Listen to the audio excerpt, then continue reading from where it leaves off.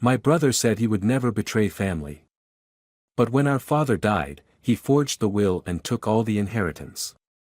He thought I would just accept it.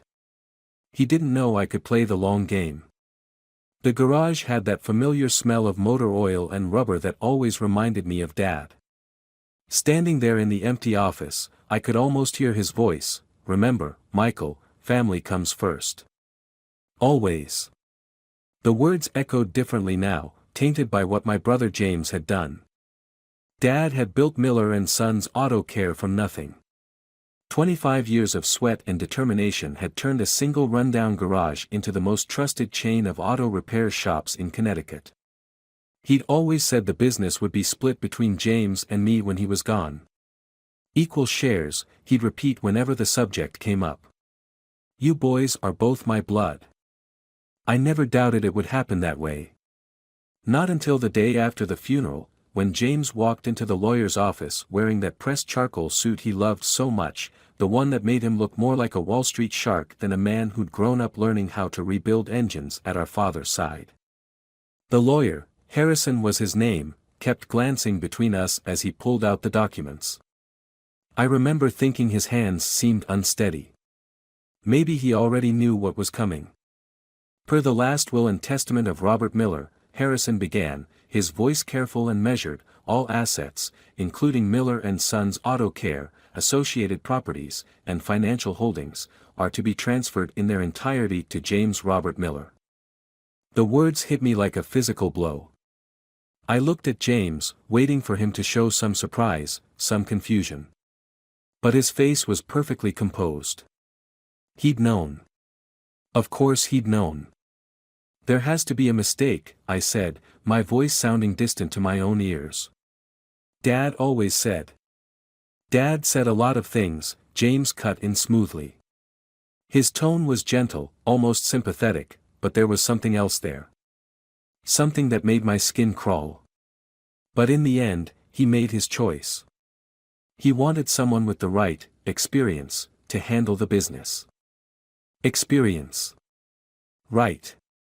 James had gone to law school while I'd stayed to work with Dad, learning every aspect of the business from the ground up.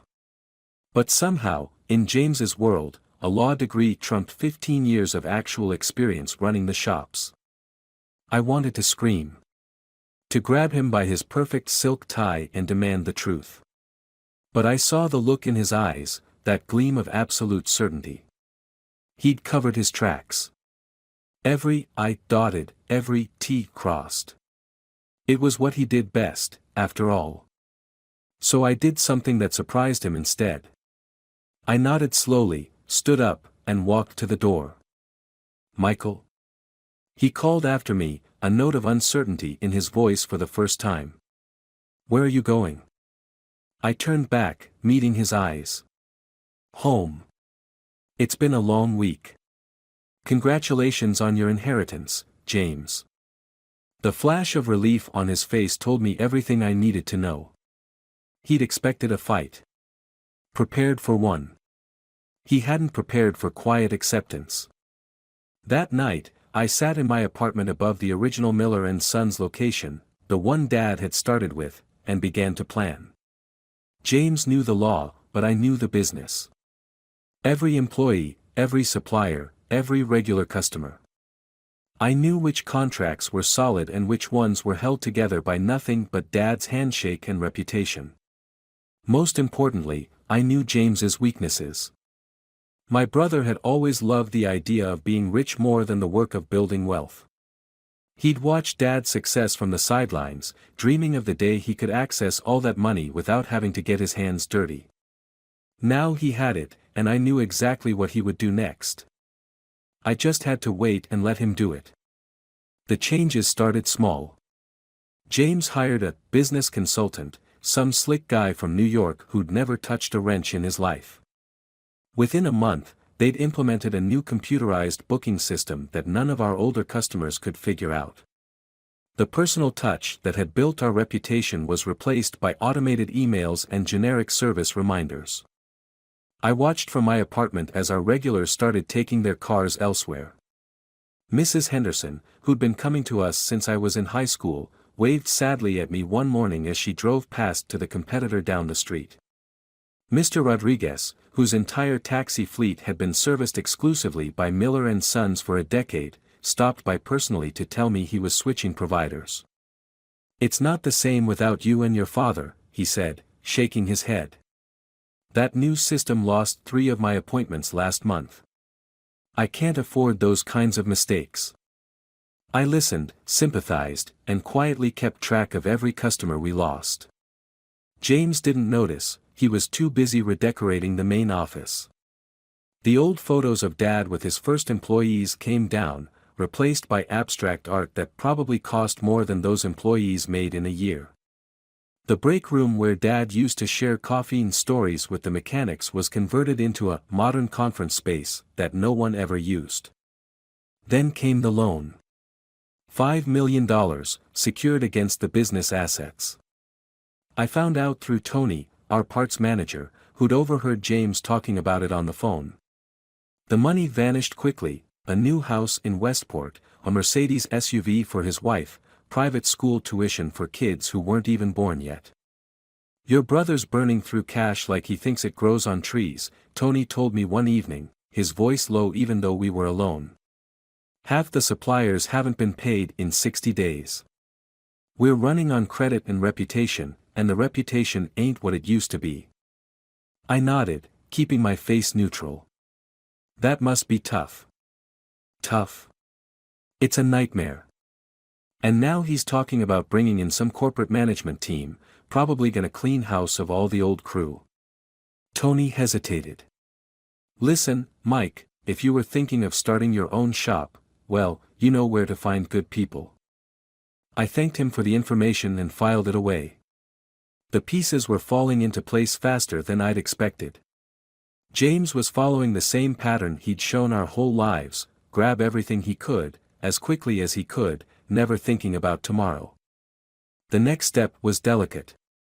I needed to contact Linda Chen, whose family owned New England's largest chain of auto repair shops.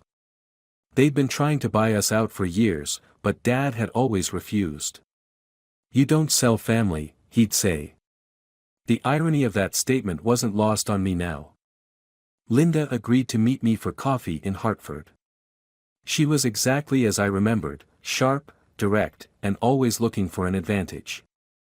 "I heard things aren't going so well at Miller & Sons," she said, stirring her latte. "Your brother's making quite a few changes." "Changes are normal in any transition," I replied carefully. "But I thought you might be interested in some information about the company's current situation." She raised an eyebrow. "What kind of information?" "The kind that would help you make a very advantageous acquisition. When the time is right." Linda studied me for a long moment. "I always liked your father," she said finally. "He was an honest man. What you're suggesting is business," I finished for her. "Nothing more, nothing less. The numbers don't lie, Linda. And I can show you exactly where to look." She took another sip of her coffee, then nodded. "Talk to me." Over the next hour, I laid it all out: the loan, the missing payments, the customer exodus, the staffing issues. Linda asked sharp questions, took careful notes, and finally sat back with a satisfied smile. "Your brother's not going to know what hit him," she said. I shook my head. "No. He's going to know exactly what hit him. He just won't be able to do anything about it." That night, I started making calls. First to the old customers who'd left, then to the employees who'd been with us the longest. I didn't have to say much, just that I was thinking of starting my own shop, focusing on the old-fashioned service that had made Miller & Sons great in the first place. The response was overwhelming. "Finally," said Rick, our best transmission specialist. "I was wondering when you'd make your move. Count me in."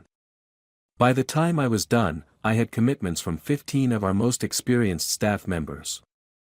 They'd all give their notice on the same day, 2 weeks before Linda Chen made her move. James would be scrambling to keep the shops running just as she started circling. The dominoes started falling on a Monday morning in October.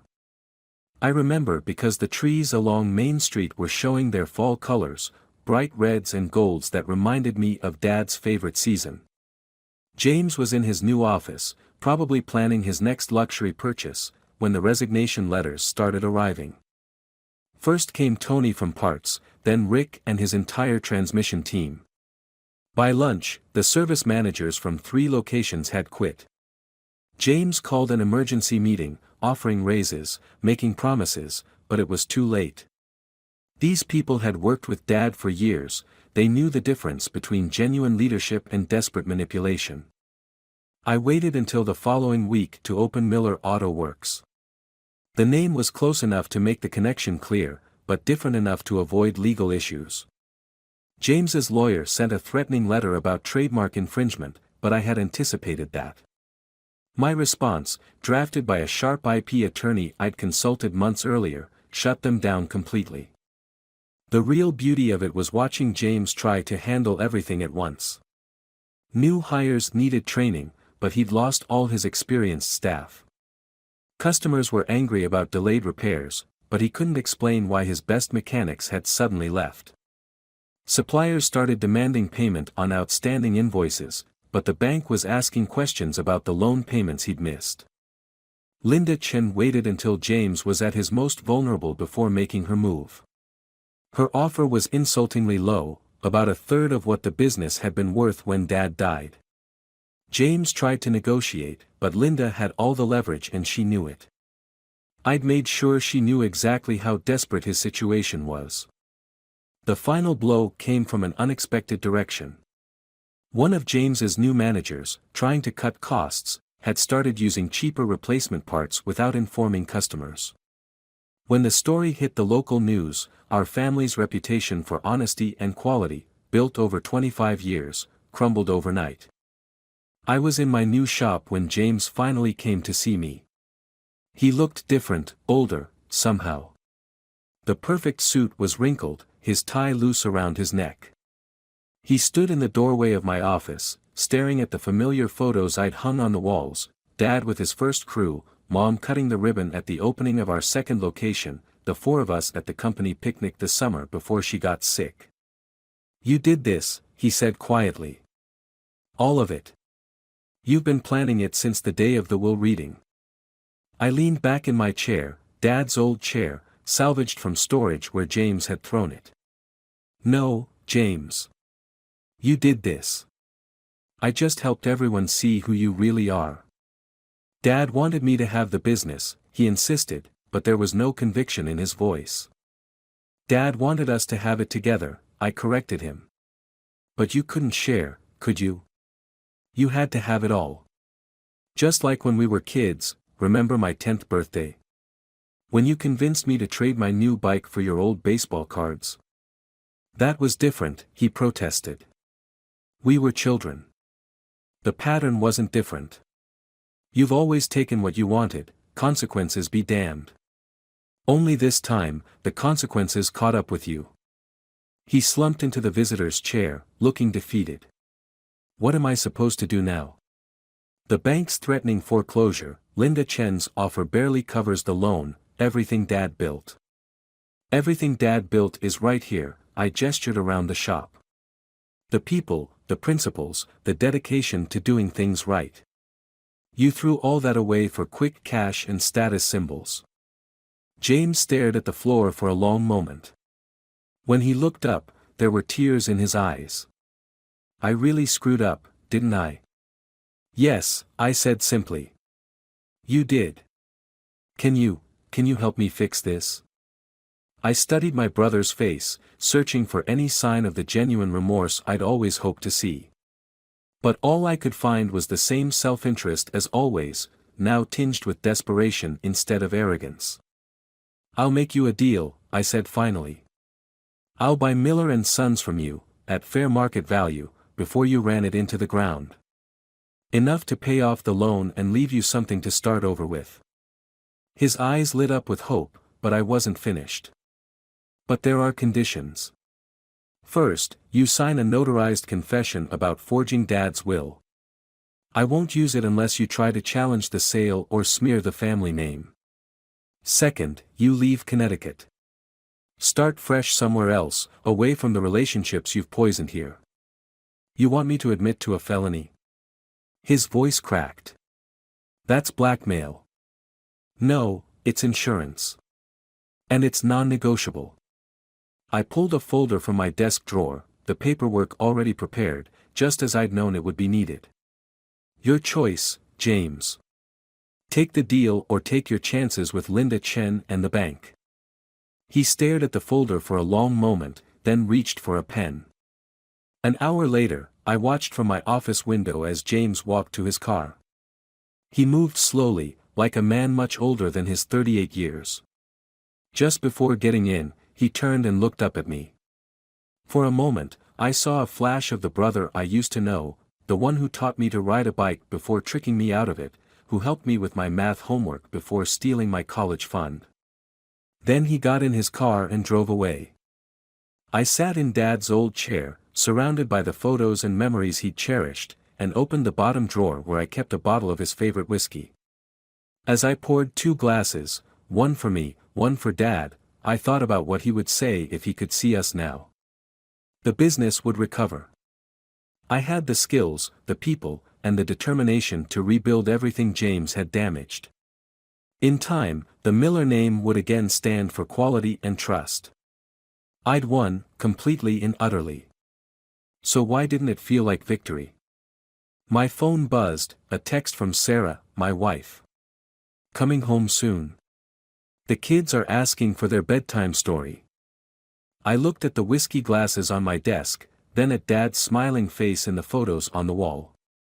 The man who taught us that family comes first, always.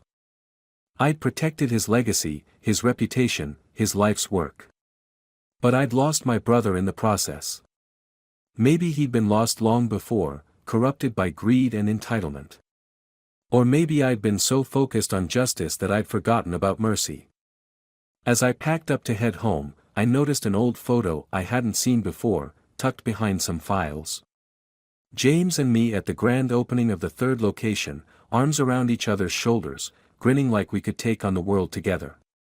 I started to throw it away, then stopped. Instead, I put it in my desk drawer, behind the bottle of whiskey and the signed confession.